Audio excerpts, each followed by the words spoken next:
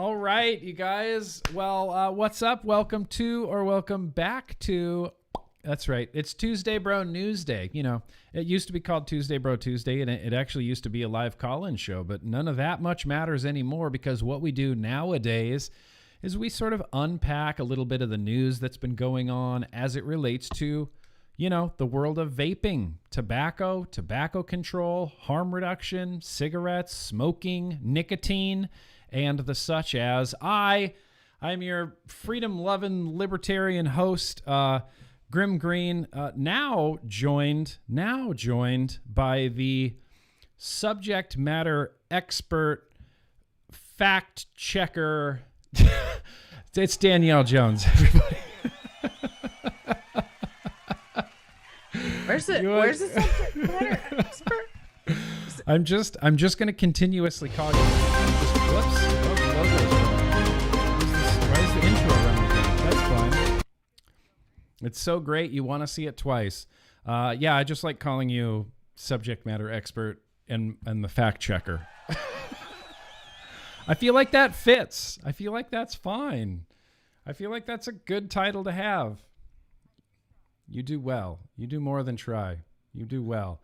So what we're going to be doing today here on Tuesday Bro Newsday, you know, we took last week off just because there's a lot going on, and truly and honestly, there's still a lot going on, but we're just going to jump into it. In and amongst our normal sort of smorgasbord of, did I say that right? Smorgasbord? Or smorgasbord of news and advocacy and, you know, legislation and calls to actions and things like that. Our main discussion today is going to be talking about how we sort of reframe our argument to appeal to as many people as possible. How do we reframe our message and our fight to appeal to both sides of the aisle? You know, when I first started doing, you know, advocacy stuff, we can even go back to like 2012, 2013.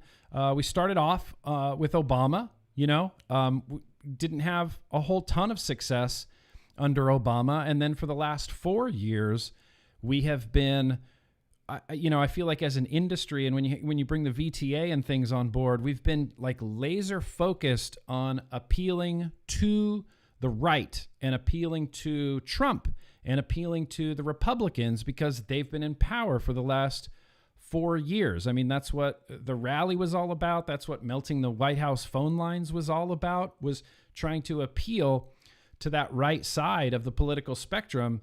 And moving forward, you know, regardless of who's in power, regardless of who's in the White House, and if there is a coming, you know, shift in power when it's all said and done, we need to pivot, we need to adapt, and we need to make sure, again, that we get our message out and make it as appealing as we can to as many people as possible. Now, this isn't going to be some like big come to Jesus, kumbaya, sing around the campfire, and we're all vapors and we're all united together, because I recognize that we all do not carry the same political beliefs and ideologies. And I guess all I'm really asking is, you know, I'm not here to convince anybody on the left that the Republicans are the good guys and that they're going to do things correctly and in our best interests. And at the same time, I'm not here to convince any Republicans that, look, the Dems are the good guys and they're going to work in our best interests. We have conflicting political ideologies, but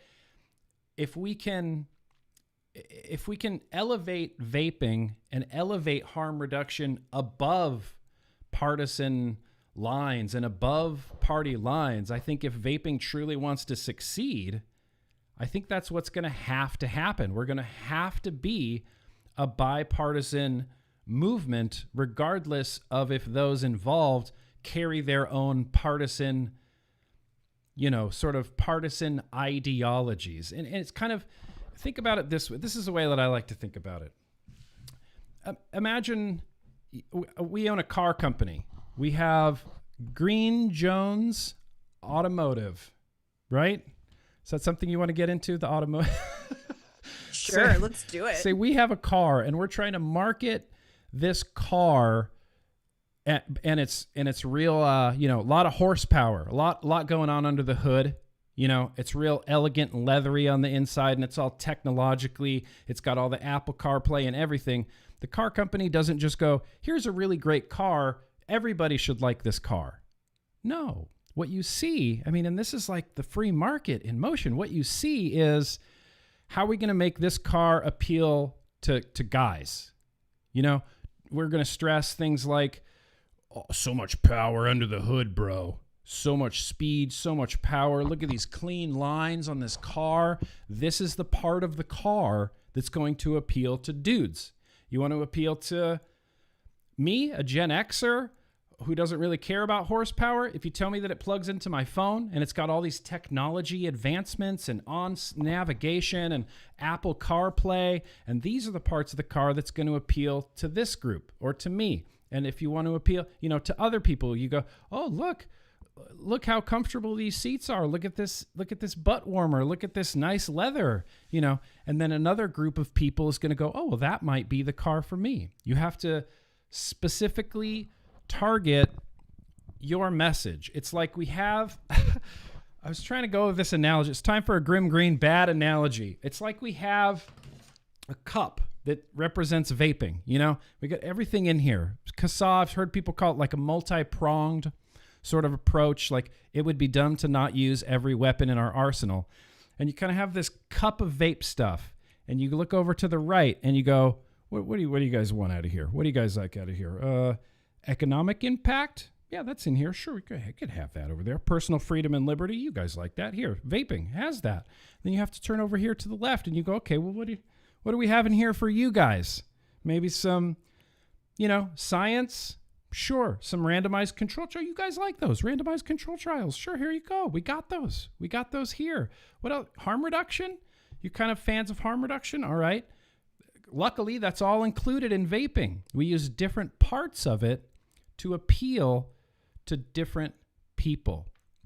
Free from partisan lines, free from party lines, because no matter who's in power, vaping and science should win. And even us as like flawed individuals with our own biases and political ideologies, we should be able to be a united front for harm reduction, and we should be able to elevate vaping and harm reduction out of partisan politics. And that's, I think, you know, that's kind of more or less the mission today. You know, correct me if I'm wrong, Danielle, but I think that's what we're trying to do. And it's not impossible. It's not, I don't feel defeated in any way. I won't feel defeated regardless of who eventually ends up in power, because you just have to, again, this is something we've been doing for years and years now. Pivot, appeal. Pivot and appeal, because we got stuff that appeals to a lot of different people just in a lot of different ways. And again, running the risk of repeating myself, let's lift vaping and tobacco harm reduction out of those partisan politics. Okay, so now that monologue's kind of over, let's actually jump into some news and the whatnot's been going on. There's still an active vape mail call to action, correct, Danielle Jones? Oh, it's still there. It's still there. It's still active. It hasn't been voted on. This is we're trying to reject. What are we trying to reject here? S1253. That's the one. S1253. And this vape mail bill alone is a good example of partisan politics playing a part in it, because it was introduced and authored by a Republican in Texas. And then Feinstein from California, a Democrat, instantly got on board. In fact, hang on. I'm going to look at this on GovTrack. You can see I had a damn tab for this, but you can see your tabs, dude. It's too many. It's too many, isn't it? That's why I use Google Docs, man. Google Docs, true. Not tabs. I feel like I have to just leave these tabs open or they'll be gone forever. I won't be able to find them if I bookmark. You know, they're just going to be gone forever. You have a tab hoarding problem. I do have a tab hoarding problem. Oh my gosh. I guess the first part, you know, is admitting it, that I have a tab hoarding problem. Step one is acceptance. But even if we look over here on GovTrack, S1253, You can see down here at the bottom, look at this, odds of passage. The House version has attracted 13 bipartisan co-sponsors, 8 Republicans, 5 Democrats. So more Republicans than Democrats in the House are on board with this vape ban legislation. The Senate version has attracted 14 bipartisan co-sponsors, 8 Democrats, and 6 Republicans this time. To me, I'm sorry, that feels like they don't have party lines when it comes to stamping out vaping. So why do we have party lines when it comes to actually trying to promote and save vaping and actually be, like a benefit to public health? They see past it. I think we can too, right? I feel like we can too. So there's still an active call to action. Keep vape mail legal, rejecting S1253. No movement on this. I don't know. Have we heard anything about movement on this in any capacity? I can't even. Is this House are they even in session? I don't even know what these guys are doing. Half the time it's like, what? You're gonna come back for this, but now we're gonna go on vacation, and then our vacation got cut short, but then we're not gonna. I don't know. And they're coming back, and then people call it back. People are like, oh, we're calling it back. It's back in session now. Oh no, we're back on vacation again. Sorry, we're back on. So we don't know what's going to happen with 1253, but if you continue to do the calls to action, if you can continue to make phone calls, write letters, do the calls to action, I think we can slowly chip away at this, and I think we could actually make this one go away. I think we could actually make that one go away. Bipartisan support, that's hard to get around. Bipartisan support is a big deal. There is also a few more active calls to action for CASA. There is this one here in Loveland, Colorado. In fact, I think now that I'm looking at this date has passed. This is Tuesday, November 17th. That's right now. Yep. That's right now. The hearing on this is happening in Colorado in literally like 2 hours. Loveland, Colorado, stop the flavor ban. Loveland City Council is moving forward with proposals to regulate vapor products. There are 2 ordinances that would require all tobacco and vapor retailers to be licensed through the city. One of these ordinances, 6443A, includes a ban on sales of any flavored tobacco or nicotine products. So if you're in Colorado, if you're in the Loveland, Colorado area, I don't know, try to attend this today. Leave the stream now. Just go now. At least send a message if you can't participate. At least, yeah, exactly. At least send a message if you can't participate. In fact, this is such, time frame right here. I'm just going to put it in the chat right there. Everyone go take that call to action. I'll have it down in the description. If you're watching on the replay, the time might have passed. But as of right now, the hearing has not happened yet. So there is still time to get in your messages if you're in that, that Colorado area. There is also another active CASA call to action for Missoula, Montana. We're trying to stop another flavor ban. So this is happening November 18th, 2020. Missoula City Council is moving forward with a proposal to ban the sale of flavored vapor products. I feel like all of these bills I feel like in the coming months, we're just going to see so much more of this. So much. We're going to read the words flavored vapor products, like banned flavored vapor products, like over and over and over and over and over and over. It's just going to be flavor ban after flavor ban. And that's when, state and local stuff always matters. But in the coming months, it's going to really, really matter a lot. You're going to have your ear to the pavement and listen to anything that's happening in your local area, because these can I've seen it happen in Los Angeles. I've seen it happen all around the country where you hear about the flavor ban happening. And it's like, oh, when's the hearing? Oh, it's done. Oh, it passed. Ah, shit. It just happens so fast. And sometimes it happens without anybody noticing. Sometimes you hear about it weeks after it happened and you go, when was it? Like, everything's just happening so quickly. Just it's difficult. It's a lot to ask to stay on top of it, but it's kind of part of it. I don't know any other ways. I don't know any other way to frame that. If you want to save vaping in your area, pay attention. Go to these hearings. Send your letters. Send your messages. Make your phone calls. You know, just and do it. Kassaw tries to make Just it do easy it. for you, right? If you subscribe, Yeah. you'll get alerts for your area. It's real easy, guys. Yeah, I'm excited. Yeah, Kassaw does that, and it's great. And next week, I think it's next week, we might be talking about. We'll see. We'll see. I don't know. There might be a new Kassaw website. I'm not going to say much more than that. There might be a new website next week. Yep. Fingers crossed. I have high hopes for this because I know who's behind it. I think it's going to be really, really good. I don't know if the people behind this are taking suggestions right now. But here's something that I noticed when I was browsing Kassaw today, trying to find the calls to actions, is on the Kassaw website, you can hover over calls to actions, and then you can either have this national option or the search by state map, but there's nothing that's like, here's the most recent. Oh, you want like everything, state and local all together? Like, yeah, if you clicked on it, it would say, I guess it would go by states first, right? Like, here's the most recent state calls to actions. Because you can search around forever, like, especially trying to find it like in this capacity where I'm trying to go like state by state. It's like I can't click on Montana and then it goes, okay, there's nothing going on. I'm just going to make a note here. There's nothing going on in Montana right now. What about Idaho? So I can click on Idaho and then I go, okay, there's nothing happening in Idaho right now. What about Utah? And then I click on Utah. March 12th, 2019 was the last one. Okay.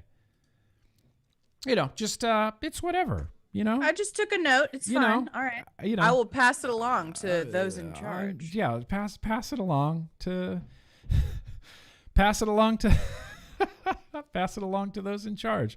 So apart from those, I throw this out there every single time. It's the Veritas cohort study. It's a big, huge vape study that's going on. You guys can be a part of it. If you're here in the chat or watching on the replay and you were a cigarette smoker and you're now a vapor, you might qualify for this if you smoked less than 50 packs of cigarettes in your life. If you meet those criteria, less than 50 packs and you're a current vapor, click the link in the description. You could be part of a huge, I don't want to throw the word landmark around, but I feel like this could be like a big landmark study of studying, they're just trying to study the effects of just vaping outside of the harms that come from smoking. And the reason that they're doing this is because most of the time when they do like some sort of observational study on vapors, the damage physically to them is from their years and years and years of cigarette smoking, because the majority of vapors are ex-smokers. So we've already incurred some damage. It's difficult to look at vaping alone, and that's what they're trying to do. That's what they're trying to do here. And so I think it's great, and you can be a part of it. So I always want to throw that out there. One last thing I guess I wanted to say was this Friday, You Don't Know Nicotine world premiere, worldwide digital premiere. I'll have a link down in the description where you can do your little pre-order and you can watch it on Friday. I am overjoyed. I can't believe that I finally get to watch this movie this Friday. Are you going to be watching it this Friday, Danielle Jones? I haven't bought my thingy yet, but because I'm like, it's going to be there. It's not like they sell out. I just keep, I'm procrastinating it. Mm-hmm. But yeah, I should probably put it on my calendar. Because if it's not in my calendar, I will probably forget it. I need to put it in there to make sure that I buy my ticket. You got to buy that ticket. You got to watch this. I think it's going to be great. I'm really excited about this. Oh my gosh. I'm so excited about this. Forever. Literally, I feel like I've been waiting forever for this. I mean, the last time I talked to Aaron in person was like pre-Ivali. Oh man. So it's been a long time. But it's happening. You Don't Know Nicotine this Friday, you guys. You should definitely 100% check it out. Check it out.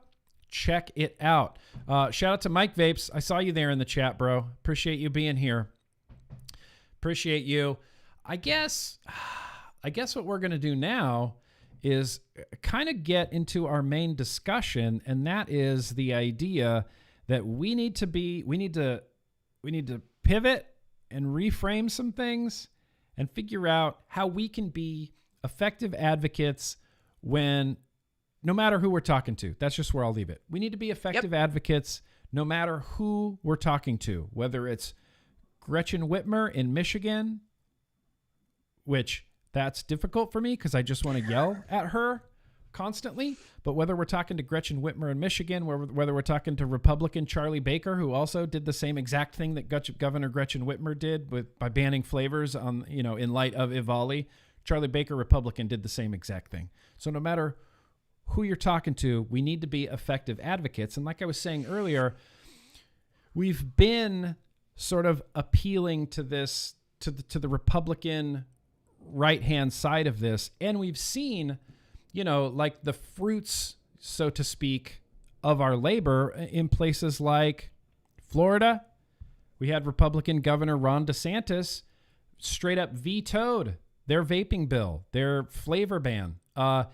He hit all of like the American Vapor Association and the VTA talking points, talking about, this is superfluous because the smoking age is already 21 federally. This legislation, he says right here, this legislation would most assuredly lead people to resume smoking cigarettes and would drive others to the hazardous black market, DeSantis wrote. Yup. He gets it. He got it. And he talked on all of the talking points. And of course, the main talking point was small businesses. This ban would devastate small businesses. And that is, I don't know, in my opinion, I guess, like the biggest Republican talking point.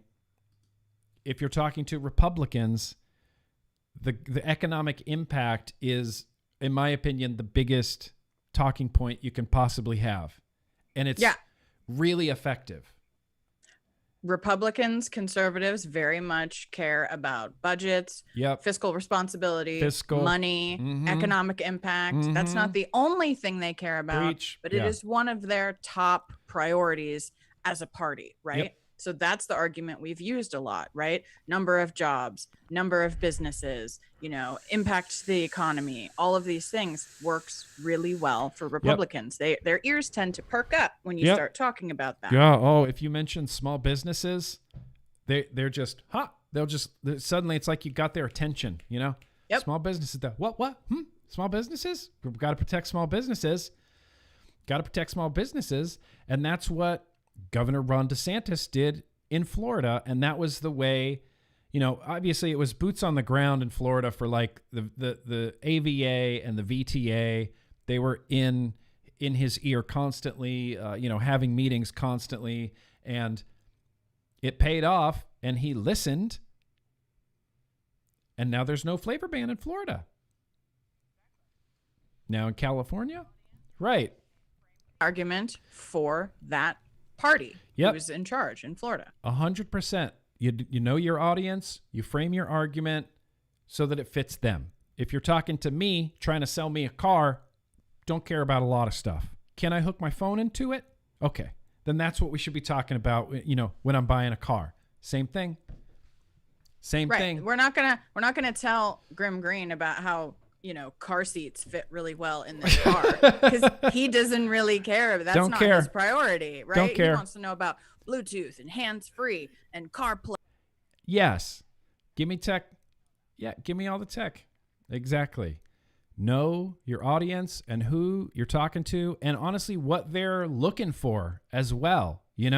What they're looking for as well. And so this is easy because this is what we've been doing for the last 4 years. We've been that economic impact, that small businesses, that personal freedom. That's how we've been appealing to Trump and the White House and Republican governors and Republican representatives, which, by the way, aren't going away. We're still going to be appealing to both Republican senators, congressmen, members of the House. There are still blue and red at play on both sides. And so Exactly. we're going to have to, and appealing to the left, like this isn't something that this is out of our comfort zone. You know, this is kind of out of my comfort zone. You know, I'm just as guilty. It's weird. I feel out of my comfort zone, but it doesn't feel, you know, hopeless. Say the community by and large, because for the last 4 years, you know, Trump has been president, so therefore we're dealing with a Republican administration. Yep. That's what we've been sort of focusing on, right? And because the Senate, you know, has had and maybe perhaps we don't know yet, still will have a Republican majority. Yeah. So we've been, you know, that it's just been the House. That's it, you know, in terms of Democrats for the last 4 years. So we've been focusing on, you know, hitting the most birds with one stone, basically. Yes. But you know, if we're looking at a situation where the presidential administration is potentially going to flip to Democrat, we need to put more of an effort into arguments that appeal to moderates and appeal to people left of center and even potentially progressively left, right?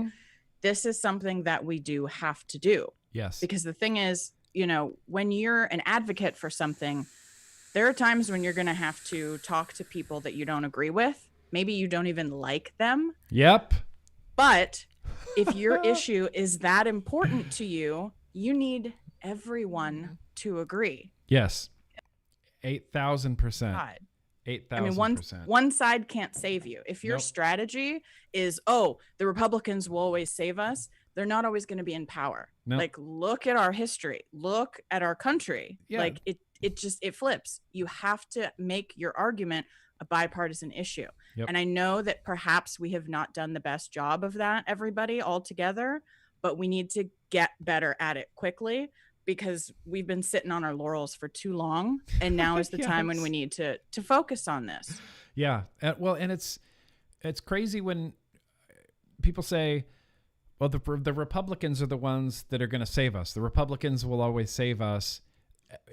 I mean, but given their track record, they haven't done a lot. I mean, yes, we have some good things. We've got Governor Ron DeSantis in Florida vetoing these, vetoing this flavor ban. We have some other reasonable people here and there. But I think if you use that argument for the Republicans and say, well, we have some Republicans here and there that will stand up for us, the same argument can also be made for the Democrats because we do have some Democrats here and there, you know, that will stand up for us. Yeah, we've got Tom Miller. We got Tom Miller in Iowa. Iowa Attorney General Tom Miller. We've talked about him a bunch on this here stream, on this here Tuesday Bro Newsday, and he is firmly Democrat, firmly in the camp of tobacco harm reduction. You know, he's not necessarily like a cheerleader for vaping or the independent vapor shops or anything like that, but he's an attorney general and he's firmly, I mean, I would say pretty firmly in the camp of vaping and harm reduction. In fact, I've been such a big fan of Iowa Attorney General Tom Miller for such a long time now. In my Patreon Discord, we have Iowa Attorney General Tom Miller emojis that we made that I think if he knew about would like melt his brain. Like, why would you have he probably would love it, but we're big fans and we talk about Iowa Attorney General Tom Miller a lot. So he did this campaign, or at least his office did this campaign back in April, like at the very beginning of COVID, right at the beginning of the COVID quarantine. And it was hashtag Ask AG Miller. And he basically put out a tweet that says like, hey, I'm taking tweets. Ask me anything you want. And so I tweeted at him and said, hi, Tom Miller, AG Iowa. I'm a big fan and longtime vapor product user. The French are studying nicotine as a possible protection from contracting COVID-19. Curious to hear your thoughts on this as it relates to vaping or snus product use during quarantine. Hashtag Ask AG Miller. And he responded and said, thanks. I said I was a big fan. He probably doesn't get that a lot. You know, an attorney general probably doesn't have like a huge fan club. Oh, I'm a big fan, Tom Miller. I'm a big fan. And he said, thanks. The French study is fascinating. It shows we have more to learn about COVID and vaping. My primary concern is regulators making misleading or unsupported claims. That's why I joined public health experts in writing FDA officials in March. And he did. He wrote, I should just read this whole letter, shouldn't I? I feel like it's so good. I kind of just want to read the whole thing. He wrote, along with, was this the letter? Yeah, Tom Miller. Yeah, there you go. Tom Miller up in the corner there. Tom Miller, Office of the Attorney General. Nope, this is not the letter. Nope, hang on. This is the letter. Give me a second. That's the other tweet. This is the letter. Okay, yeah, see, this is a different letter. See, I'm prepared sometimes, you guys. I'm prepared sometimes. But this is the letter that Tom Miller, Iowa Attorney General, Tom Miller wrote to Mitch Zeller, who's the director of the CTP, the Center for Tobacco Products at FDA, which we're going to come back to the CTP in just a second, because Trump had some good ideas about the CTP that I want to give credit where credit is due. As much as a seemingly pipe dream that was, I do want to give credit where credit is due. But Iowa Attorney General Tom Miller, dear Mr. Zeller, FDA and federal government statements on smoking, vaping, and COVID-19. And when you read this letter, it feels like he almost took this personally. He says, we were surprised and disappointed to see a statement about vaping and COVID-19 from an FDA spokesman published on Bloomberg's news service. So let's just get to why they're surprised and disappointed. He says, 1, there are around 12 million vapors and 34 million smokers in the United States. If they are to receive information with life or death consequences, especially at this time of greatly enhanced personal pressures, they deserve better than an ad hoc email from an FDA spokesman sent to a single online news service. If the federal government is going to provide advice, it should be available via FDA and CDC websites, validated for its veracity and clarity, tested for unintended consequences, and made widely available through recognized and trusted health professionals. I feel like there should be an exclamation point on the end of that. Like, I feel like Tom Miller was legitimately yelling during this entire letter writing process. The emoji with 2 exclamation points that are red. Yeah. Yes.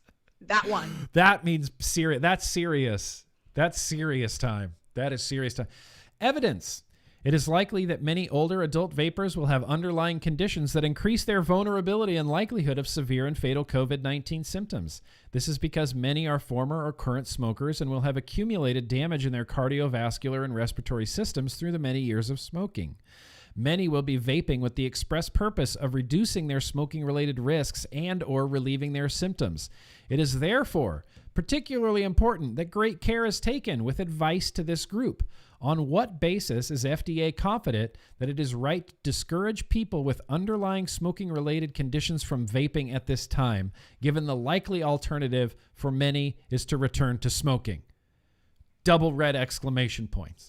Yep. Yes. Where is the evidence-based reasoning that advising adult smokers against vaping is appropriate for the protection of public health at any time, but especially during this COVID-19 crisis?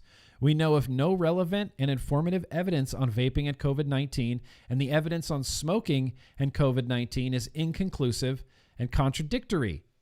Exclamation point. Double red exclamation point. Just stamp it with a big stamp. Here's his advice. If FDA is going to provide advice on smoking and vaping at this time, it must do this based on recognition of the pronounced difference in risk between smoking and vaping, the difficulty that many face in quitting nicotine use completely, the risks of harmful unintended consequences, and the strong association of smoking with poverty and various forms of disadvantage. Harm reduction is a valid concept, and its potential is well established. We do not believe the FDA has any basis for making recommendations about smoking and vaping that are specific to COVID-19 at this time. At this point, therefore, we believe that advice to smokers should be consistent with the long-standing public health imperative to quit smoking using whatever methods work.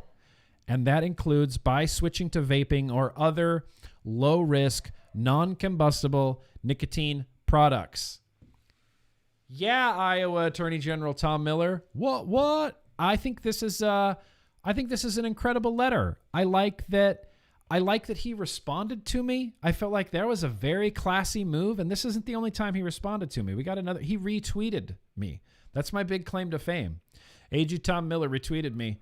He retweeted me, and he's been, again, lifelong Democrat, firmly on the side of harm reduction, firmly on the side of tobacco harm reduction, and cares about it enough to where he will see something going on in the media or messaging from the FDA, and he'll say, I disagree with that, what they're saying so much, I'm writing a letter to Mitch Zeller.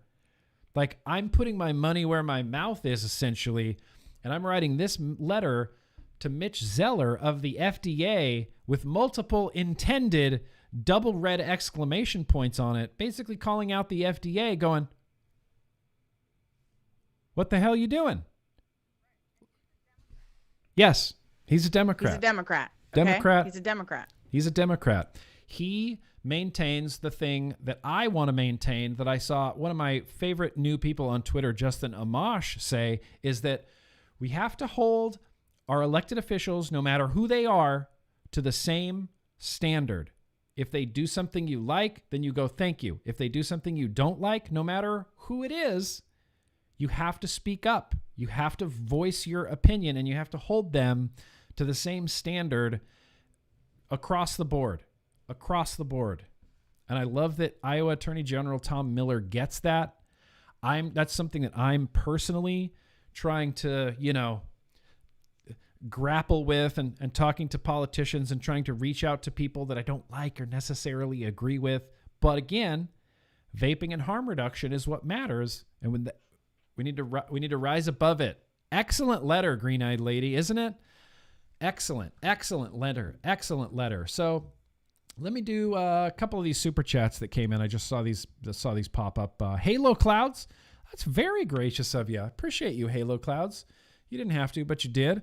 Trey Watt, let's do this.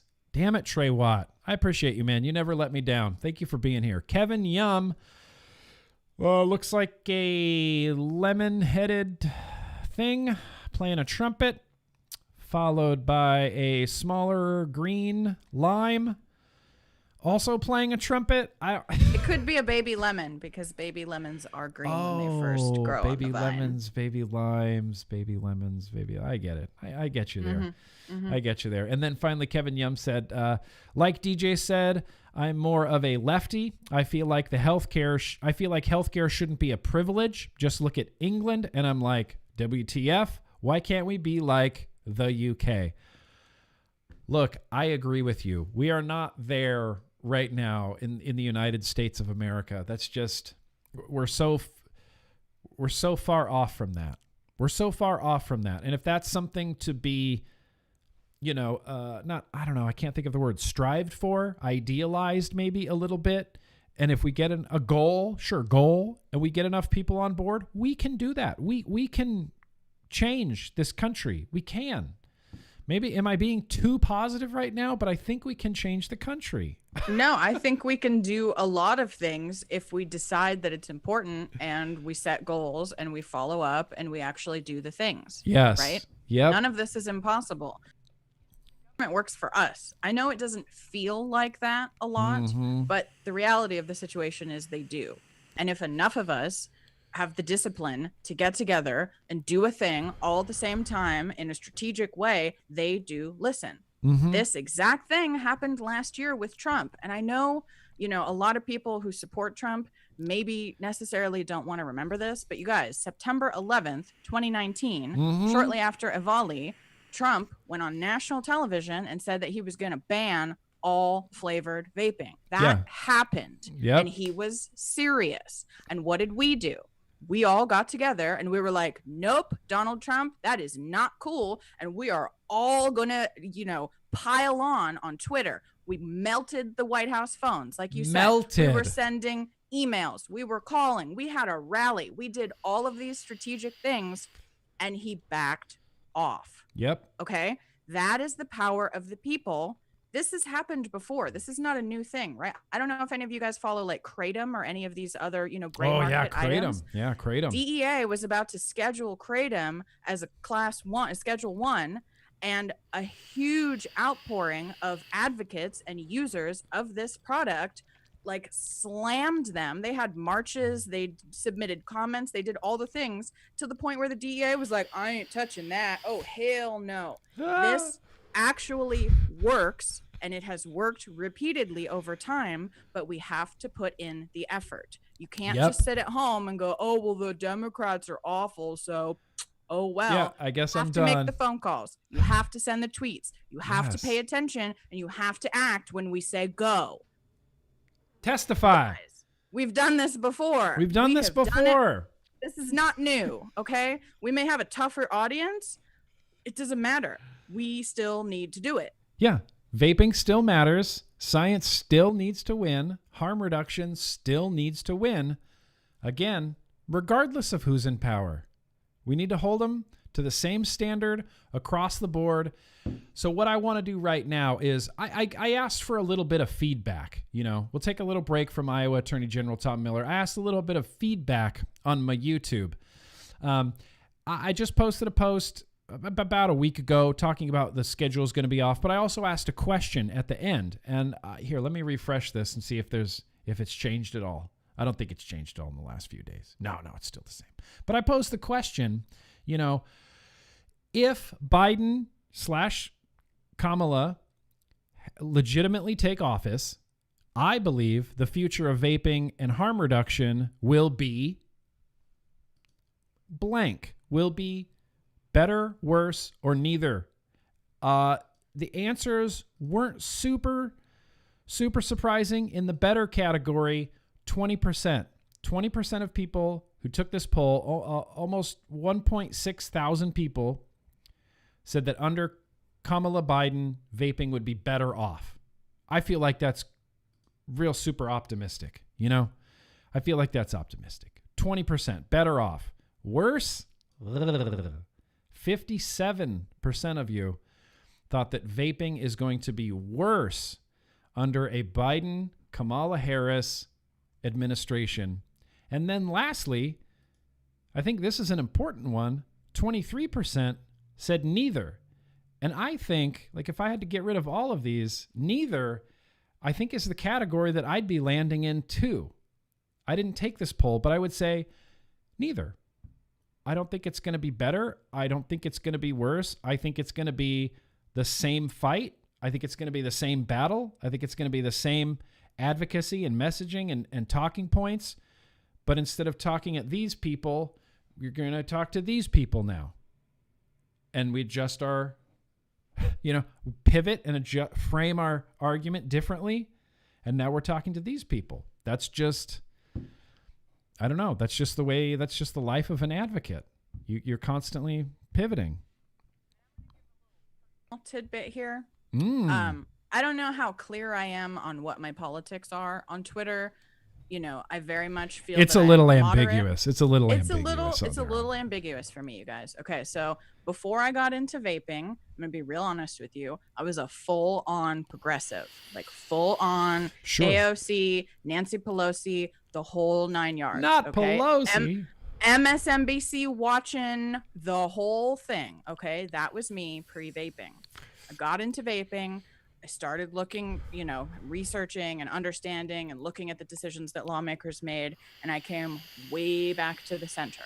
Okay. Yeah. At this point in my life, I agree and disagree with things from the Republican Party, the Democratic Party, and the Libertarian Party. I like some stuff. I don't like other stuff. Yeah. I am very much a moderate type of person. However, I am a registered Democrat. Yeah. I'm going to go ahead and tell you that. Yeah, I am a registered Democrat. Yeah, that's great. In the state of California, we have closed primaries, and I want to be able to vote in the primary. So I go ahead and pick one or the other. You know what I mean? That's just my strategy. If you want to vote, you have to do that. Right, exactly. Yeah. You can only vote for the people in your primary. It's closed. So if I registered as an independent, I could only vote for the independent candidates. And I don't want to have some freedom, right? I am a registered Democrat. I'm a very, very moderate Democrat, but I am a registered Democrat. Yeah. I do not like, personally, Donald Trump at all. No. Not even a little bit. Okay. Perhaps that might come as a shock to some people. No. Because I don't really talk about it that much. Sure.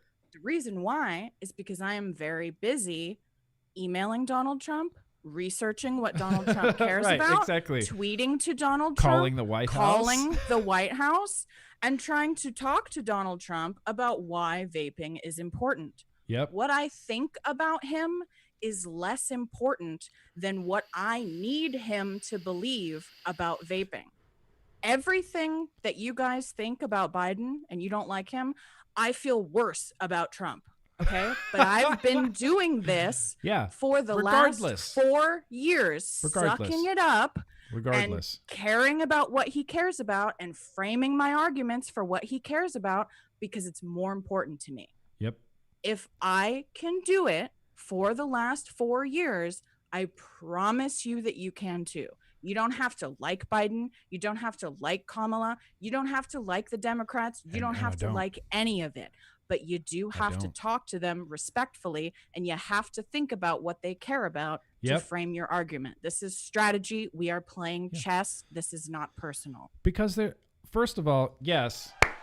I mean, drop your microphone. Just walk out of the room. Good job. Well done. Very well said. Very well said. And there's a good chance that, like, maybe Kamala Harris hasn't been approached by vapors in some sort of particular, friendly tone like that. We haven't put a whole lot of effort into appealing to the left, you guys. If we're being perfectly honest, right? We haven't, because we haven't really needed to, because all they've had is the House for the last 4 years, Yeah. So they couldn't do a whole lot on their own. So we prioritize, right? That's what we do. We put out the fires we need to put out first.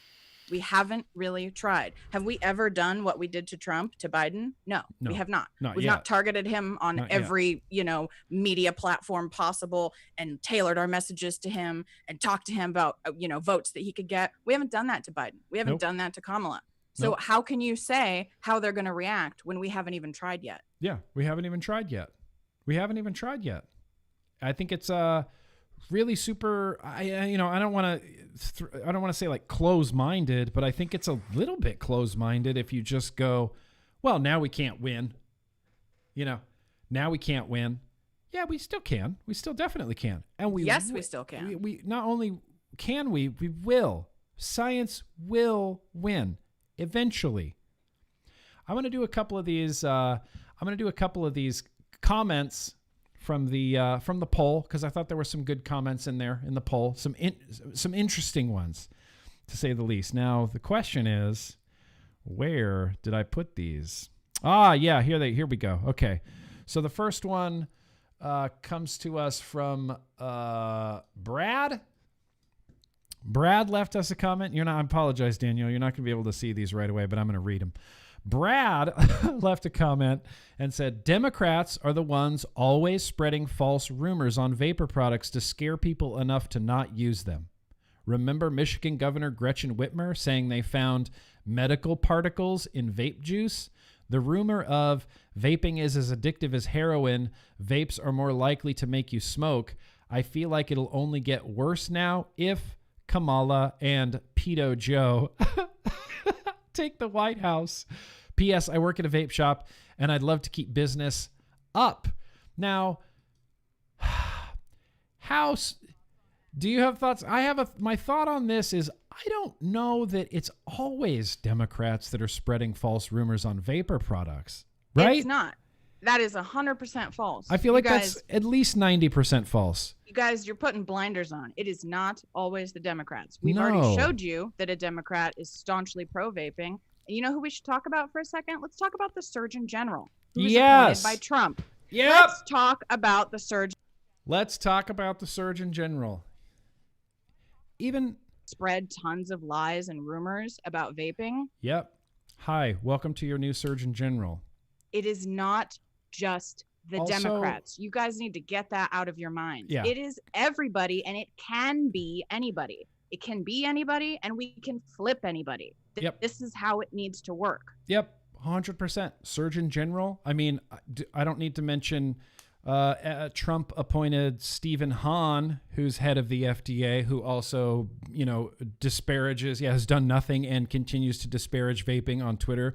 Do we need to talk about Trump-appointed Secretary Azar from the Department of Health and Human Services, who also did nothing to help vaping, pushed along the FDA PMTA guidelines until they happened, and then all these vape shops are just up in arms going, well, now we're all going to lose our job because of Trump-appointed Secretary Azar and Trump-appointed Surgeon General and Trump-appointed Stephen Hahn, who all took it upon themselves to completely disparage vaping and completely spread false. I mean, the COVID thing, the Ashley Moody thing, it drives me insane when you just see them just lying.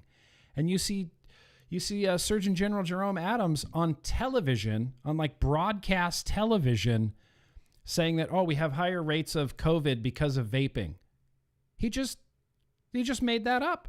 He just made that up and just lied on the air about vaping. So it is not always, look, it is a lot of Democrats, but I think it's unfair to say that it's just Democrats. I think that's a very unfair statement to make. That is not accurate. But look, I agree with you. Gretchen Whitmer did say they found medical particles in vape juices. And a lot of, when I hear politicians kind of speaking off the cuff and messing up their terminology, and even when we get to the Biden video and he says, well, that study hasn't been done yet. And you're like, well, what study? I feel like they're just regurgitating whatever their most recent meeting with their advisors was. Someone could have told Gretchen Whitmer, be sure to mention the metal particles. And she just in her brain went, medical particles? She doesn't know. I don't think she has an opinion. I think she has the opinions of her advisors. Campaign for tobacco-free kids. Yeah. Be mad at, yeah. All the different kinds of politicians on the children and the lies and all that kind of stuff. Yeah, and if you see Democrats spreading misinformation, like we see, Andrew Cuomo, who's in Andrew Cuomo's ear? It's PAVE. Parents Against Vaping, Meredith Berkman or Beekman. She's the one that committed perjury. Was it her or was it the other girl that committed perjury? Okay, it was Meredith who committed perjury. That's fine. She is the one in Cuomo's ear. She is the one telling him about the youth vaping epidemic, and that's how we got Cuomo on television during a press conference to say, is vaping better than smoking? We've all heard the clip 1,000 times. Technically, yes, but so what? And as Matt Cully pointed out on Twitter, that kind of brings us to this whole other weird place in the world where leaders can acknowledge the health benefits of something, but also in the same sentence completely disregard it. And I think that's a dangerous. I just think that's a dangerous. I think that's a dangerous place to go. So I had a couple more of these. Maybe we might not get through all of these. Brian, what do you have to say, Brian? What did Brian have to say? Sorry, this is going to take me a sec here because I'm slow at things. Brian says, I picked worse because they're more likely to make money from big tobacco, and I don't think either of them are smart enough to know it's better than smoking, and if they do, I don't think they would care. Thank you, Brian. I appreciate that. A lot of assumptions going on there. That's kind of the slippery slope logical fallacy going on there where, well, they don't know about this, and if they did, then they're lying, or they don't care. You're kind of making assumptions based on no real information. I mean, is there any evidence showing that Biden takes a lot of money from big tobacco, or that Kamala takes a lot of money from big tobacco? Like as far as like a PAC or a super PAC or something? The Republican Party tends to be the ones that will take tobacco money. Tobacco money, actually. yeah. Because they tend to be the, representatives or governors of states which grow tobacco. Mm-hmm. So those kinds of things sort of tend to, it's not the rule, but it does historically tend to lean that direction. So it's not as likely for a Democrat to be taking big tobacco money than it is for a Republican. A Republican definitely take tobacco money. Republicans definitely take tobacco money. I had another one here from George. I know George. I've talked to George on Twitter. He had to say this. Sorry, but worse. Trump at least heard everyone out and backed off on the full ban. I feel like the far left, once their mind is made up, there's no changing it. It's always for the children and nothing else. Nothing else said can change their mind. They use children to usurp our liberties one by one. Now, you are correct. Trump wanted a flavor ban. He went on TV and said that vaping is killing kids and that there was going to be a flavor ban. When we made enough noise threatening to not vote for him, that's when he cared. And I feel like that whole White House meeting that followed, where, people always give Trump so much credit for that White House meeting of having all the stakeholders there. And, I do too. I think that was a good move. But I feel like that meeting happened just so Trump could see how this was going to affect 2020. I'm thinking he's just hearing like, how many votes is this going to cost me if I follow through with this? And how many votes is it going to cost me if I go, the other direction? I think that was like his main concern in that meeting. That was kind of the vibe that I just got from it, as him sitting there thinking, how many votes is this going to cost me? I don't think Trump really cares about smoking or smokers or addiction or giving them a less harmful alternative. I think for him, it was really, really just about votes. I think that's where I'm landing on that. I think it was really about votes. George also said, I feel like once the far left has their minds made up, there's no changing it. I don't believe that to be true. I think anybody's mind can be changed.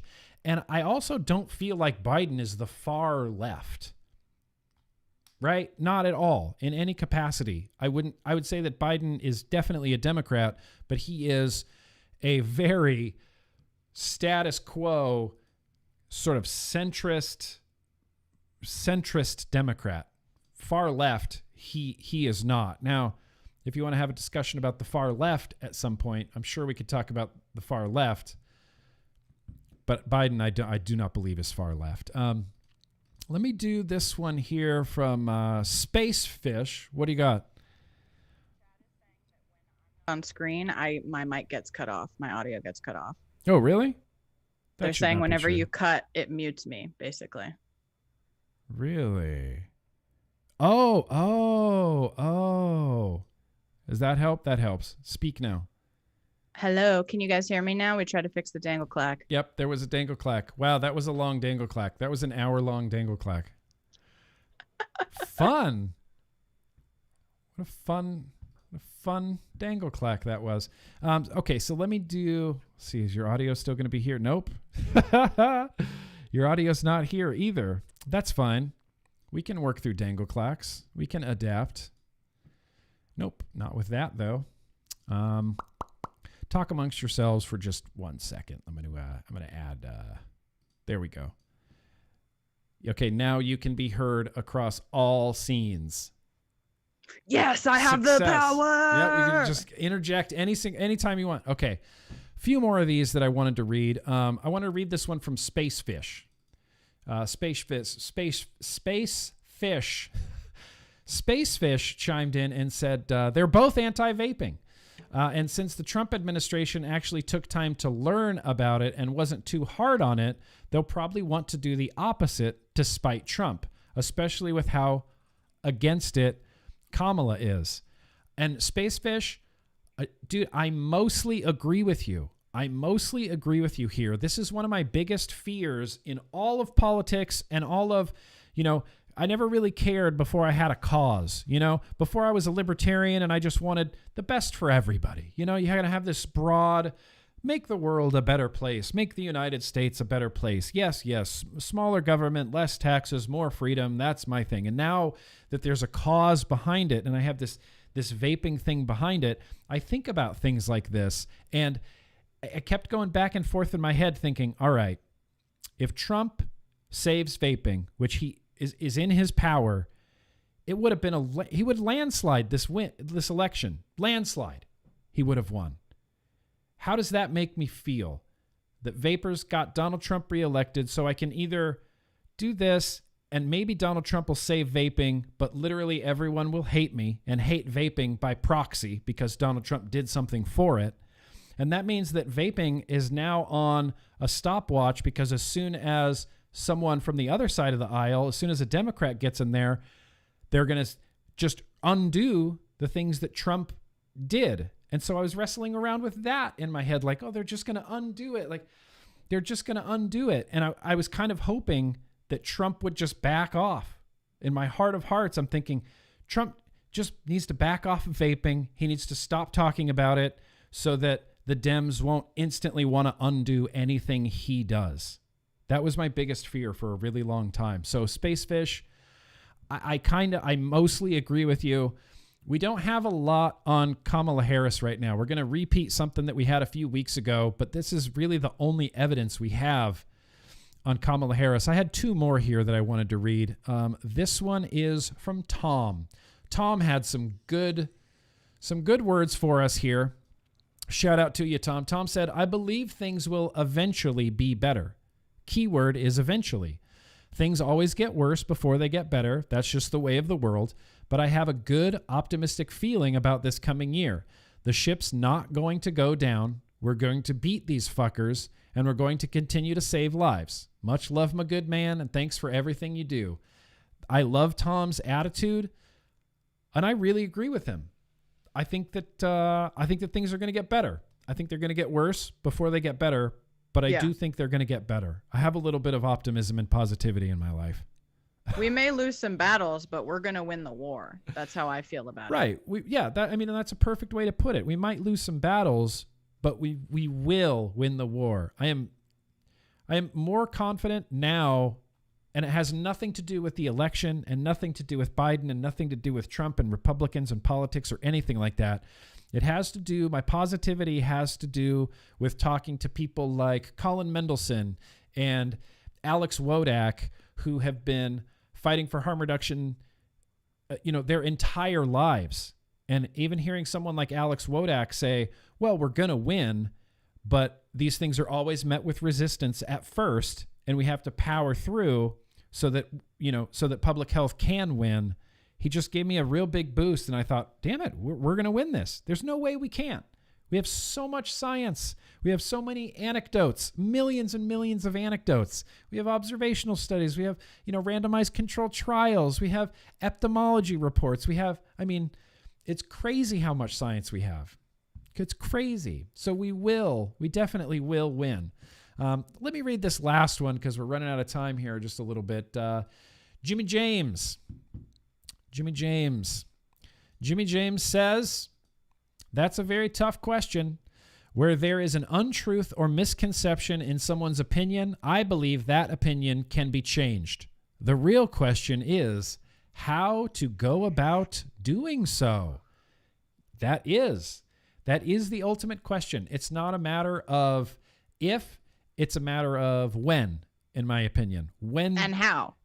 How long, how do we do it, and how long is it going to take? So how and when. And I think we have plenty of hows, maybe not the when. The when's a little up in the air right now. Sure. But the how we can get to, the how we can do. So I wanted to mention these two things as well, because I don't want this to seem like it's just some sort of, ragging on Trump kind of thing. It's not that. It's not that. I'm not ragging on Trump or Trumpers or Republicans. We're just trying to get to the bottom of how we can present vaping to these different people, That's ultimately what we're going for. And so Trump, and this is kind of something we chatted about a little bit before the show, but Trump had a pretty good idea at one point that, as we talked about a little bit, Danielle and I, we kind of realized it's not really super feasible to do this. But what Trump wanted to do was make a new department within the Department of Health and Human Services. And I found this on Forbes, and this was written by one of my heroes. I just love her, Sally Satel. She's a journalist. She's a doctor. She, right here, it says, I write about issues at the intersection of medicine and culture. Trump's good idea, get drug regulators out of vaping. So essentially what this comes down to is Trump was, in his 2021 White House budget, had an earmark. Suggestion, I would call it. Sure. Suggestion. Good. Suggestion. He had a suggestion for a new department in the Department of Health and Human Services. Correct? Mm-hmm. Correct me if I'm wrong on any of this. In the Department of Health and Human Services that would kind of replace... But outside of the FDA, right, I believe. Outside of FDA, but part of HHS. And this would kind of create a new Center for Tobacco Products, right? Sally Satel calls it Center for Tobacco Products 2.0, CTP 2.0. And this would allow one governmental department to focus solely on tobacco. Right. Everything that has to do with tobacco. This is a strictly tobacco department. They wouldn't worry about drugs that the FDA are approving. They wouldn't worry about disease, pandemics like the CDC has to deal with. They would be very, very specialized in their focus and in their scope of tobacco, regulating nicotine and tobacco products. This obviously hasn't come to fruition. Chances are it won't come to fruition, but that doesn't mean it wasn't a really good idea. As pipe dreamy as it is, I still want to give Trump credit for, this is thinking outside the box here. This is like an unprecedented move. This is essentially saying, look, this topic, this subject has become so convoluted and so nuanced that it demands its own focused regulatory group to decide to do what's the best thing for these products, with keeping in mind youths, keeping in mind adults, keeping in mind smoking and cancer and lung cancer rates and things like this. I think this was a really, really good idea. A lot of people, including Sally Satel, praised it. I saw it reported on also in Cigar Aficionado magazine, which, man, if we could get vaping as accepted as cigars, we'd be in good shape. Cigars have this great PR image of, the sophisticated person who speaks in a British accent and smokes cigars in their oak libraries with whiskey cups and things like this. That's what we need for vaping. That's what we need for vaping. But they reported on it as well. It says Trump's budget would create a new tobacco regulation agency. And they break it down pretty well, talking about how it's going to be part of Health and Human Services, but outside the FDA. And they were, obviously, Cigar Aficionado was really in favor of this. And these are the only two articles that I could find about this. Nobody else really reported on it. It wasn't really promoted by the White House. It wasn't really, anywhere else in the mainstream media. But I feel like if this could have got traction, this would have been a real good thing. And if this could have got traction, I feel like this could have won over some tobacco users and some vapors in the 2020 election. If it had actually, gone anywhere. But, Danielle was telling me, what were you saying? They have to logistically, it would be and a little bit of a nightmare, because I'm not 100% positive on this, but I have a pretty good feeling that it would take, I think, an act of Congress to basically undo the deeming rule, which gave the FDA the authority to regulate tobacco. You'd have to undo a lot of stuff that was really hard to do in the first place, and then redo it all. I'm just guessing that would take like an extremely motivated Congress, Yes. which I don't think we have right now. So, that's why I think it's unlikely. I still think it's a good idea, and I really wish that it could happen, but I'm not holding my breath for that. And in a perfect world, if and when Biden gets into the White House, if this became a thing again, could you imagine Biden saying, well, I'm going to create this special tobacco group, the CTP 2.0, outside of the FDA. I mean, that would be... I think that would be the great. Dream, right? I think that's unbelievable.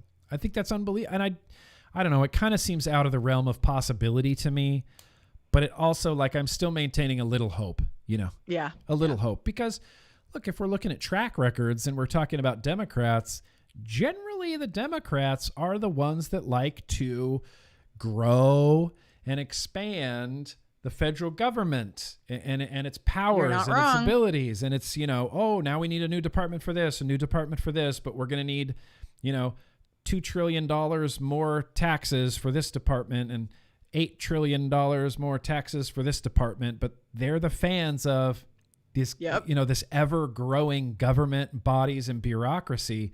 So I feel like it's not completely out of the realm of possibility to someday have a tobacco specific regulatory body. I think that would be amazing. Hope for the best, plan for the worst. Hope for the best, plan for the worst. So let's talk a little bit more about, we got about 15 minutes left here, but I wanted to share another thing from Iowa Attorney General Tom Miller because he retweeted me. I'm not sure if you knew that or not, but he definitely did. He definitely retweeted me. So I'm going to share it. I did a video and I tagged him in it, and he retweeted me and said, "Well said, GrimmGreen." Everybody reading that? Let me zoom in on it so we can all see. Iowa Attorney General Tom Miller said, "Well said, GrimmGreen." That's forever on the internet. We need a better solution than ban it because we don't understand it. Thank you. Democratic Iowa Attorney General Tom Miller is clearly in our corner. He's clearly, not necessarily in our corner, but he's definitely on the corner of tobacco harm reduction and using less harmful alternatives like vaping and making those widely available and not discouraging smokers with misinformation and not discouraging smokers from even trying it to potentially get off of combustion. Iowa Attorney General Tom Miller, he's kind of my hero. I'm going to be a cheerleader for him, and he's definitely in our corner, and he's definitely a Democrat. And he wrote this great letter. Now, as always, I'm going to have links to literally everything that we talk about.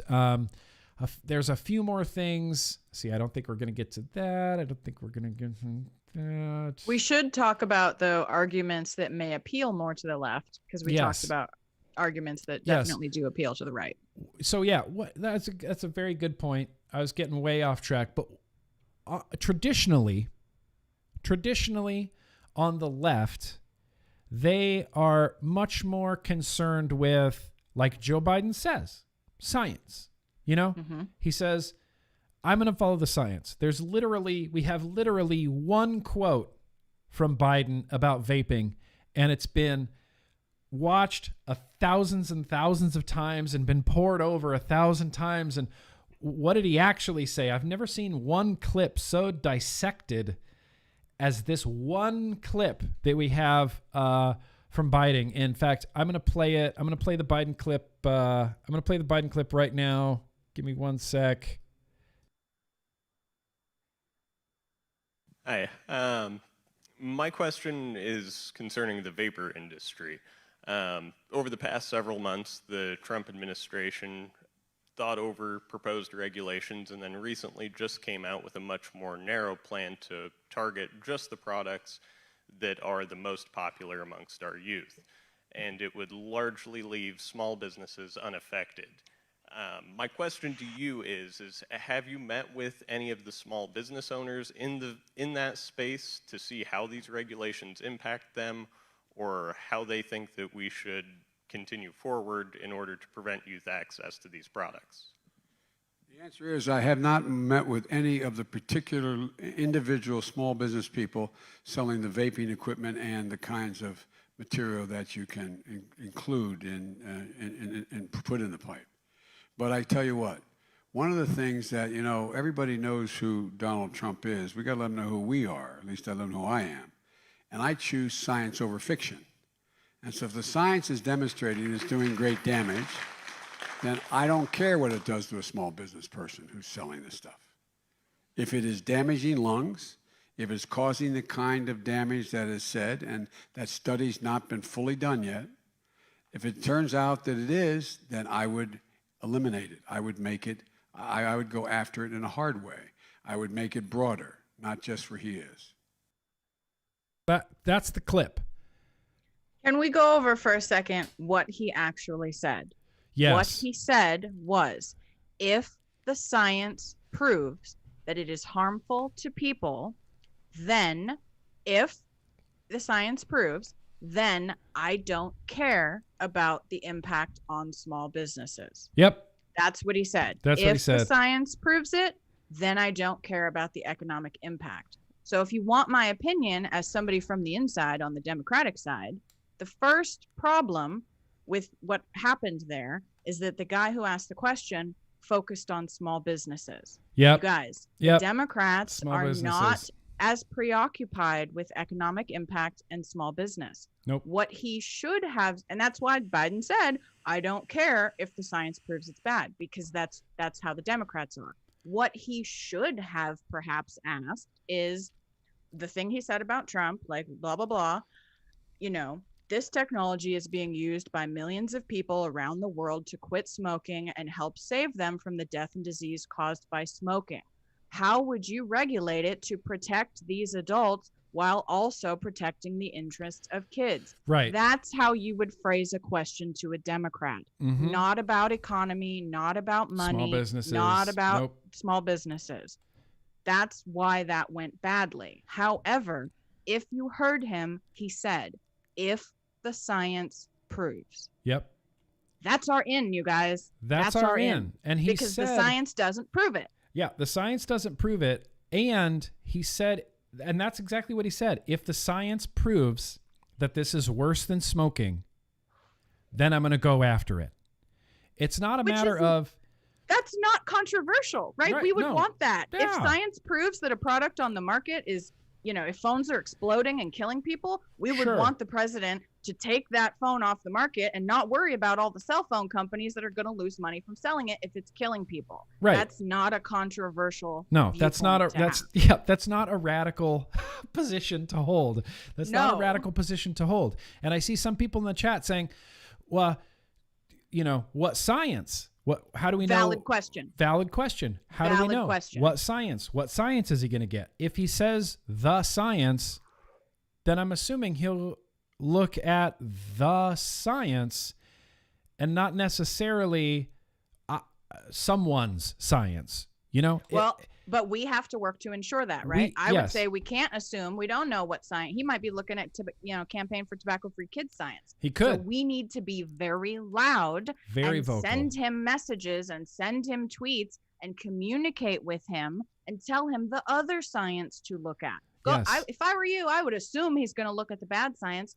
So make it a point to show the good science. That's our job. That's what we need to do, you guys. Yes. That's how we fit into democracy. He sees the good science. Make sure that he sees the good science. He didn't say, I'm going to ban vaping. This was framed in a really weird way. He didn't just say, I'm just going to ban vaping. He specifically called out, I'm going to look at the science. And if the science shows that it's harming people, one wild card in this that I don't know if anybody's really taking into account that I didn't even really think about until recently is that Joe Biden's wife is a doctor. She's a medical doctor. No, I thought she was a teacher.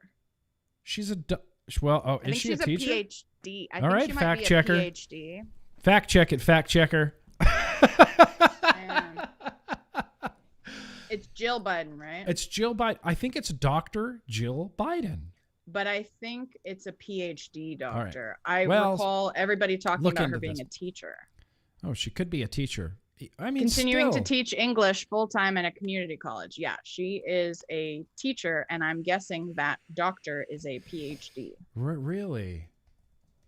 Can we get any clarification on that? What's her Wikipedia I'm looking page say? at What's her Wikipedia page say? I'm looking at a profile of her on the White House, President Barack Obama information. I think this is when, okay. she was the second first lady or whatever the vice president's wife is called. I don't know these things. Oh yeah. Oh, Michelle Lynn is chiming in here. Biden's wife is a teacher. She's a PhD. Yeah. She might have just done the Google foo for us. Still, maybe not a medical doctor. Still someone who's obviously smart and can disseminate information. Someone who could be, a critical thinker. That's all this really takes is some critical thinking. They don't just hand out PhDs to anybody. Yeah, they don't just hand those things out. And look, if we see that Biden's making weird decisions or bad decisions, or Kamala Harris is basing, she says, well, Matt Myers from Campaign for Tobacco-Free Kids, that should motivate us and radicalize us enough, I think, to get him as much information as we possibly can. And I mean, we're going to hold him to the same standard we hold Trump. We'll call the White House. Yep. Shit, yeah. I'll call the White House. I'll do calls to actions. I'll call the White House all day long. You want a Twitter bomb? Kamala Harris? When the time comes, because I don't think that vaping is going to be on their radar. I mean, here's what I would say. Vaping's not going to be on their radar for months, maybe longer. That would be my prediction, because there's a lot of stuff going on. There's you guys a haven't lot going noticed. on. Yeah, there's so much going on right now. It's like, COVID and job loss and, the economy, all of this stuff, where vaping is like this little thing that's like way, way down the road, way down the road. So we have time. We have time to get our message out. We have time to get our information out. And when the time comes, we might need to Twitter bomb. We might need to melt the White House phone lines again. We might need to publicly, as hard as I've been trying, discredit people like Matt Myers. Use his quotes against him. And this, I think, a bigger problem than appealing to the right or the left is to trying to get the right information. Get the American Lung Association to admit the, the right science for once, or get Campaign for Tobacco-Free Kids or the American Heart Association to not be just liars, just dirty, filthy liars. So that's the Joe Biden quote. And that is literally the only thing we have of Joe Biden saying anything about vaping. We got this one clip, and that's it. And that's what we're basing all of this on. And just the fact that he said, I believe in science. I don't believe in fiction. That to me, I go, okay, great. I can work with that. We got science. Yeah, we got science out the wazoo. That I can work with. The two things that might be a struggle, and I don't have any solutions to this, so I'm just going to say it, put it out there. Kamala Harris is going to be a tough cookie. Mm-hmm. I think, just because of her background and her history and her fervent hate of all things Donald Trump. And when Donald Trump did the flavor ban, she said Donald Trump didn't go far enough. Right. Now, did she mean that? Did she I mean think that, she or was it probably like did. posturing? No, I think I'm Kamala going to be Harris, against Donald Trump. No, I think Kamala Harris has been staunchly against vaping for a hot minute. Yeah, well, she and is I think that's California. She doesn't understand it, like most California politicians. She doesn't Mhm. understand it. Mhm. And the great thing about the vice presidency is the vice president only has as much power as the president gives them. Mhm. So Mhm. unless something catastrophic happens to Biden, which if you think that's going to happen, that can be your opinion. Yeah. But unless she takes over as the president, or Biden specifically gives her like a vaping task force job, right? She's not going to she can't just do things about vaping on her own. Like, No. remember what the vice president does, you guys. Yes. There's a Dick Cheney kind of vice president, and then there's like, right. you know, Like maybe a Nixon or somebody else kind of vice president. It depends. It's up to the president how much the vice president actually gets to do, right? So Yes. calm down a little bit. Like Yes. if he gave her a 100%. vaping task force, yeah, that would suck and we'd have to work really hard against that. But Yeah. if he doesn't, she's probably going to be doing other stuff. Yeah, you she's know what probably I mean? going to be so much more involved in so much other stuff. And I don't know. I just see vaping as such a far off thing. Like, if and when this power transfer happens, whenever we fully see who won the actual election, because I want real results, from this election. I want the real results from this election. And it turns out that it is Biden and Harris. I don't think it's going to be in the first few months. They always do that first 100 days type of thing. I don't think it's definitely not in that. I definitely don't not in think that. so. I can't imagine it being in their first 100 days. But like if Danielle said, shit, suddenly Biden gives Kamala Harris the underage vaping task force. Right. We might have a problem. We might have a problem then, but that doesn't mean that we can't go, okay, here's what we have. Here's what we have. Here's all the science that we have. Here's all the, this that we have. Right. Here's all of this via Twitter. Here's the 13 million vapors. And I know they're all anecdotes, but here's all their stories. Right. We have ways to combat this. And it's not, it's not completely off for the Democrats. And I guess this is one thing that we can close on is Democrats have been traditionally in the past big cheerleaders of harm reduction measures, harm reduction for drugs. Yes, drug harm reduction. Right, Yes. Drug harm reduction. And even when Hillary ran in 2016, part of her platform was, safe injection sites, public health, harm reduction, having first responders carry Noxalone that can, prevent an opioid overdose. And on Trump's side of it, nothing.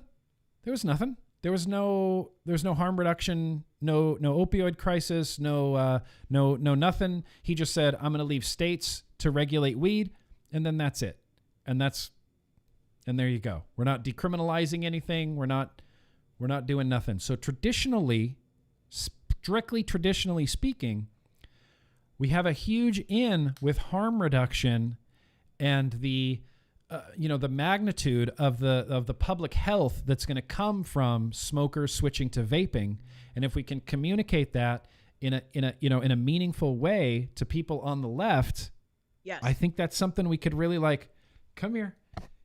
We got you. Exactly. Yeah, like you go. like Come drug here. harm reduction. Yeah. Check out tobacco harm reduction. Yeah, tobacco These harm are like the reduction. same thing. They're just not seeing it, you guys. They're just not They're connecting just not the dots. seeing it.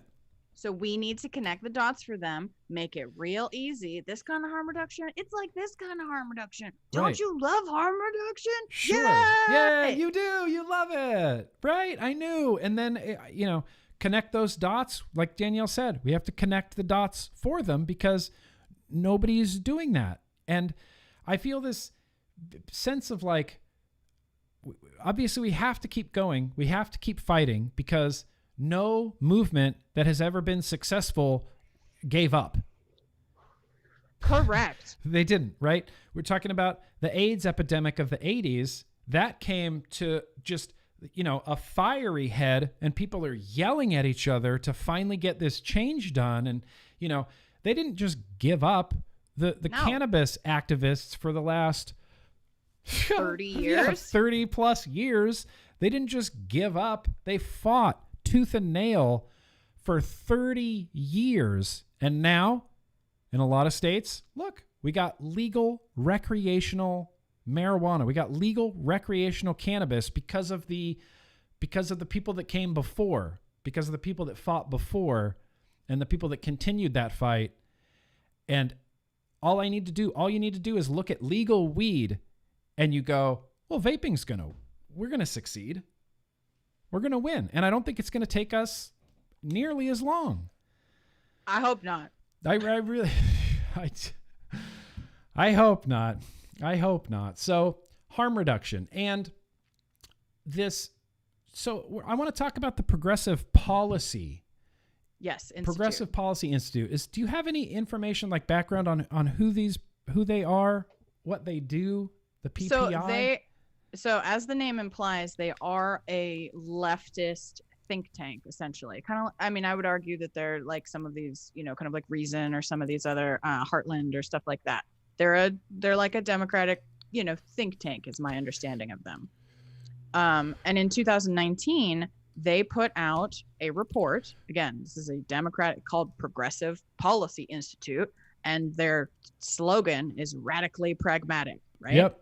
So they put out a report authored by Robert J. Shapiro last year, 2019, called The Impact of Electronic Cigarettes on Cigarette Smoking by Americans and Its Health and Economic Implications.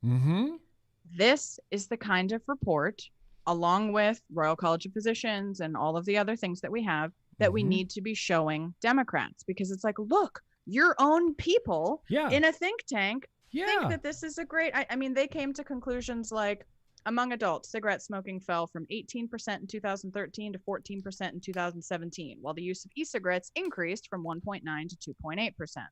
You know, they basically, this is a huge, long report that goes through them essentially coming to the conclusion that there are basically that e-cigarettes can explain a decline in smoking, that there is a healthcare savings and cost reduction that is, and productivity benefits associated with this reduction in smoking caused by electronic cigarettes. This is just the kind of thing Democrats need to read. They just love it. They'll eat it up with a spoon, especially when you tell them, like, look, this is from your own, this is by your own standards. This is from a Democratic think tank, and these are the conclusions that they came to. Your party, Joe Biden, came to these conclusions on their own from their own Democratic think tank. Out of all of the links that I put in the description, I think this is going to be probably the most important. This news came out, like, you know, it says August last year, and it didn't even register in the mainstream media, didn't even register, barely registered on the GrimmGreen YouTube channel. I think I spent like a news segment in a vlog, like passively mentioning it, because at the time it's like, this doesn't really, Trump's not going to care about this. The Republicans aren't going to care about this Progressive Policy Institute report. We have to wait for someone who cares about it to then show it to them, you know, the right message for the right person at the right time. And that's how you change minds. Right message, the right person at the right time. And here's a little bit of history for you real quick. I found it. So it says founded in 1989, PPI, Progressive Policy Institute, started as the intellectual home of the New Democrats and earned a reputation as President Bill Clinton's idea mill. Many of its mold-breaking ideas have been translated into public policy and law and have influenced international efforts to modernize progressive politics. There you go. This is a Democratic think tank. And right now, you know, Joe Biden and Kamala Harris are the ones, like Nick said, Trump wasn't going to care about this. They will, I think, and may actually care about this. So these are the kind of tools that we need to bring out. Yes, these are the kind of tools we need to bring out. For the left, we need science, we need harm reduction, and we need to put a personal face on every anecdote that they possibly hear about. This Golden Oldies tour, which shout out to Lindsay Stroud over there on Twitter for doing this Golden Oldies Capital Vape tour, getting all of these, 50 plus year old smokers who are now vapors saying, I wouldn't, I smoked cigarettes for 40 years of my life and I wouldn't have been able to quit without creamy raspberry unicorn fuzz or whatever. Right. That's amazing. We need millions of those. We need hundreds and tens of thousands of those in order to humanize this, because that's another thing that the Democrats are really on board with. And this is something we were kind of talking about earlier, but Republicans, as far as politicians go, are just robots. That's it. It's just policy. I don't care how you feel. This is the policy. I am a robot. Is this good for the economy or bad for the economy? That's how I see Republicans. I see Democrats like just, your camp leader at summer camp. Like, come on, guys, let's just hang out. How's that make you feel? Let's talk about your feelings. Let's talk about your emotions. That is a huge, huge way to appeal to the Democrats. Just be a compassionate human being and tell your story and Yes. approach it in like a compassionate way, they will listen. They will listen. I have a big note written down here, and I guess this is what we're going to end on. Again, I'll have links for literally everything that we talked about, but please check out this progressive policy link and share it with as many Democratic, governors and Congress people that you possibly can. But one word that I have written down here, besides verbiage, I just don't want to use the term nicotine addict anymore. I don't like the term addict. I think it's a gross, stigmatizing term. That Consumer. A nicotine consumer. And even if you're going to even call it a nicotine dependency, because that's much more scientifically accurate as to what nicotine produces in your brain. Yep. So that's the first thing. I'm done saying the word addict, and I'm glad we agree. I'm glad we can agree on that. The second thing I have written down here in big letters, it just says tone. Tone.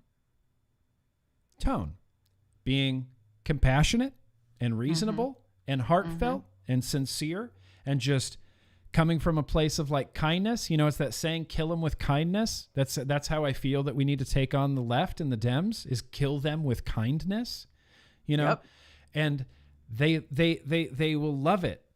They love it. They'll just eat it up. If you're sincere and you have this we put a face on vaping. We say vaping is, there's this stigma where you picture vapors. It's like Brad and his cloud of lies, tattoos and ex-smokers and, with these big mods. And like, there's this thing like vaping.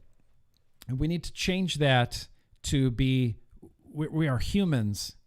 We are struggling with this nicotine dependency. We need to put a face on it. We need to be touchy-feely. And when you tweet at Democratic leaders, you have to be that same sort of heartfelt, compassionate way. You can't, no one's going to see your side if you're yelling at them.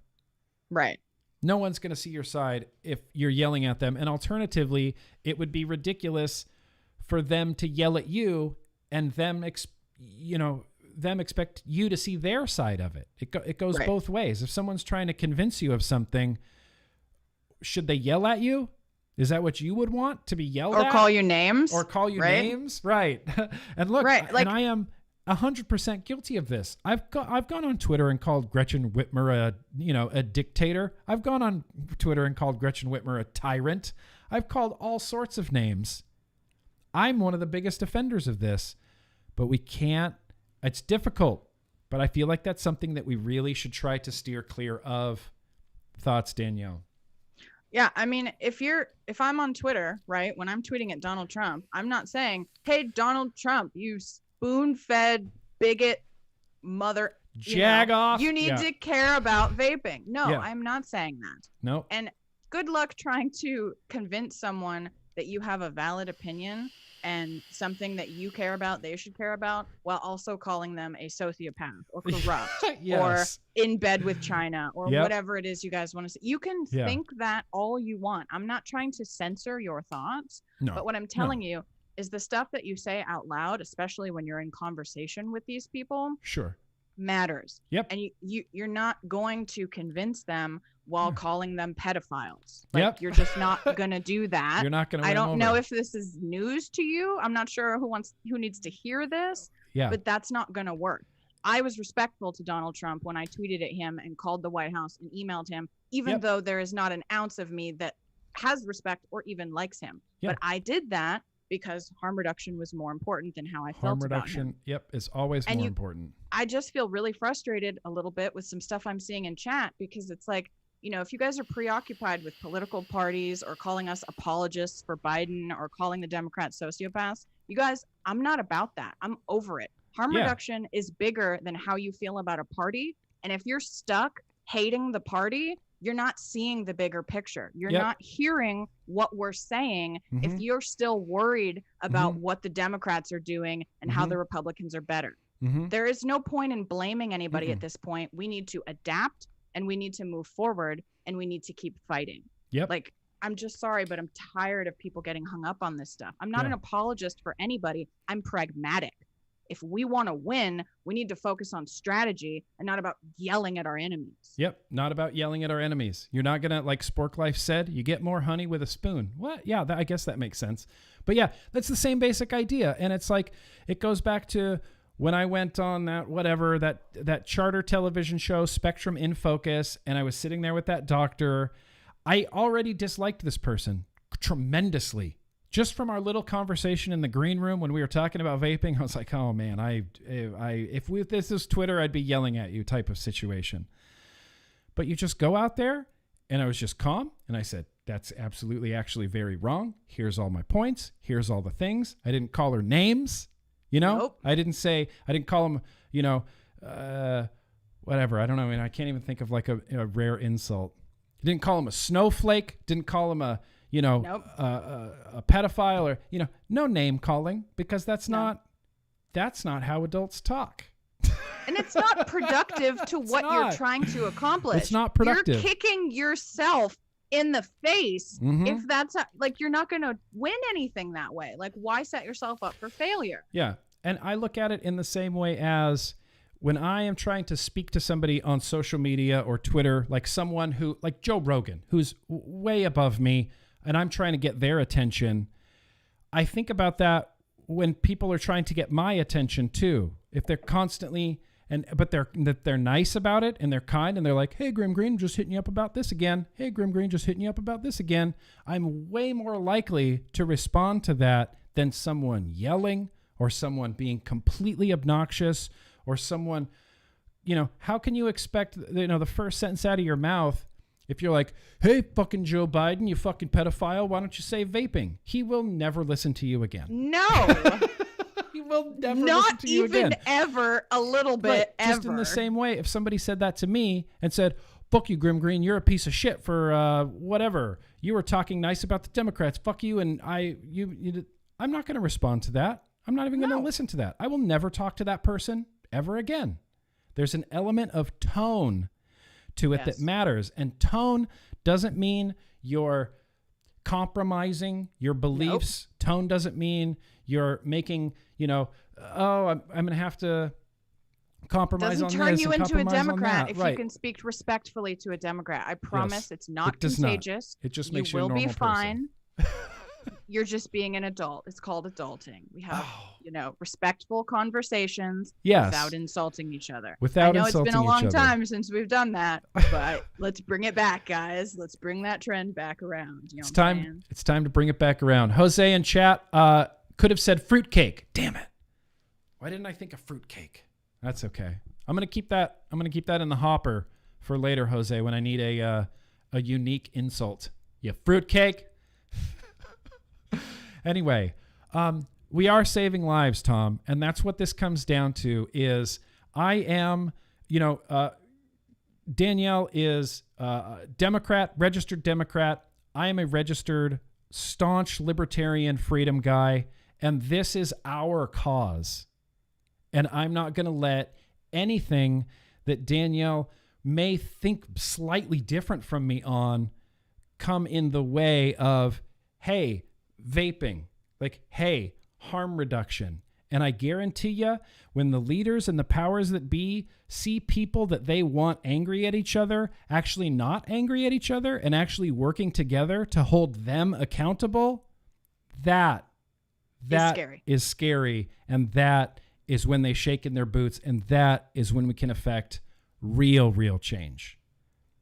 Real change. 100%. You got. I hope you're clapping in chat, you guys, because that is exactly the situation. That is exact. Nick and I disagree on some things. We agree on a lot of things, but we disagree on some things. But that doesn't matter to me because we both agree on vaping. And chat, all of you who support Trump, I love you anyway. I don't give a fuck. Yeah. I don't care. We're still together on vaping. I don't hate you. I don't disrespect you. I don't any of those things. Yes, I voted for Biden. Yes, you voted for Trump. I still want to be friends with you, and I still want to work together on tobacco harm reduction. I do vaping. too. Everything I really she said, hope me too. that you feel that way about us because we feel that way about you. Yeah, 100%, 2,000%, 8,000%. That's my final percentage. That's where I'm leaving that. But yeah, I mean, And look, this is something that I've been trying to preach and teach and just say constantly here on this Tuesday Bro Tuesday stream is vaping is just far more important than partisan lines. Vaping is more important than Donald Trump. Vaping is more important than Joe Biden and Kamala Harris and all of Congress combined. And if we can't find a way to speak to these people, to everyone, to change their minds, to get them in front, to get real science in front of them, to show that we're willing to work on this, that it matters to us, it needs to matter to them, we're going to be dead in the water. We're just going to fight with ourselves about everything else under the sun, and vaping's just going to be dead in the water. And I cannot allow that to happen, Danielle Jones. No, I can't either. I cannot allow that to happen. So I'm hoping that we can all work together, regardless of what you believe. I'm glad you're here today. Thank you for listening. We got a lot more coming up. This is going to be a long road of vaping and harm reduction. It's going to be navigating an awkward political sort of balance on there. And regardless of where you guys land politically or ideology, you're welcome here. You're welcome to join in the conversation. I want everybody joined into the conversation. I want to hear your opinion, even if your opinion is only fuck Joe Biden. I want to know it. I want to know your opinions. If you voted for Kanye, fucking A. That's the most American thing you can do. We still love you too. Vote for Kanye. Kanye got a lot of votes. Did he? I didn't even keep track, to be honest. I was surprised. I was like, damn, Kanye. Get it. Look, SVK, teamwork makes the dream work. And I'll gladly be on your team. And then later on, when vaping is safe, legal, and accessible and flavored for all adults in the United States of America, and 10 years down the road, then maybe we can go back to arguing about Republicans versus Democrats. But right now, we're all on the same team, whether you want to be or not. You're on my team, and I'm on your team. We've claimed we're you all. on each other. Yeah, we've claimed. There's no turning back. We called dibs. It's over, guys. It's over.